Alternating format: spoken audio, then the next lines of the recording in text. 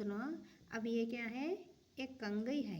कंघी में क्या करते हैं, जब हमें कंघी के अंदर से लाइट से अगर हमें उसका लाइट टॉर्च यानी मोबाइल का टॉर्च से अगर हमें देखेंगे तो कंघी का साया और जो हमें आईना यहाँ पर पकड़े हैं उसका साया, तो लाइट क्या है, जो कंघी से पार होकर उसका साया गिरकर क्या करते हैं, आईने के ऊपर गिर रहा है। तो इसी का इनेकास यानी उसका साया जो कंघी से निकलकर आईने तक पहुंचकर उसका रिफ्लेक्शन आप यहाँ देख सकते हैं।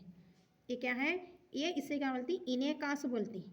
इसे क्या बोलती, इनेकास। देखो तुम्हें इसे कन्नड़ में क्या बोलती, प्रतिबिंब बोलते हैं। कहाँ रोशनी यहाँ से पार हो रही, कहाँ से, यहाँ से पार होकर कंघी पर गिरकर कंघी का साया आईने के ऊपर गिरकर यानी उसका इनेकास कहाँ पर, आईने में गिरता है तो आईने से उसका रिफ्लेक्शन यानी उसका इनेकास ज़मीन के ऊपर दिखाई दे रहा है।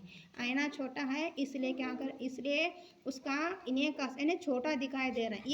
ये क्या है, इसे आवाज़ करने का, इसे ये कंघी का साया उसका रिफ्लेक्शन, ये क्या है, कंघी का साया उसका रिफ्लेक्शन ज़मीन पर गिर रहा है। ज़मीन पर गिरते हुए आईने तक पहुंचकर आईने का जो साया है, जो कंघी का जो रिफ्लेक्शन है, आप ज़मीन पर देख रहे हैं। ये क्या है, कंघी का इनेकास।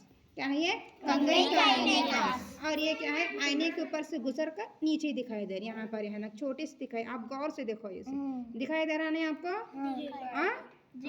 इसे क्या बोलती है, रोशनी का साये और उसका इनेकास। रोशनी यानी टॉर्च कंघी पर गिर कर आईने के ऊपर गुजर कर यहाँ पर देख सकते हैं।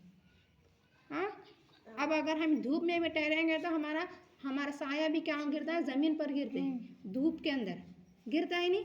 अब अंधेरे में इसलिए बहुत क्लियर दिख रहा है, आप गौर से देखिए, दिख रहा है नहीं आपको, हाँ देखो यहाँ पर है, देखो एक कंघी और ये क्या है, टॉर्च, मोबाइल का टॉर्च।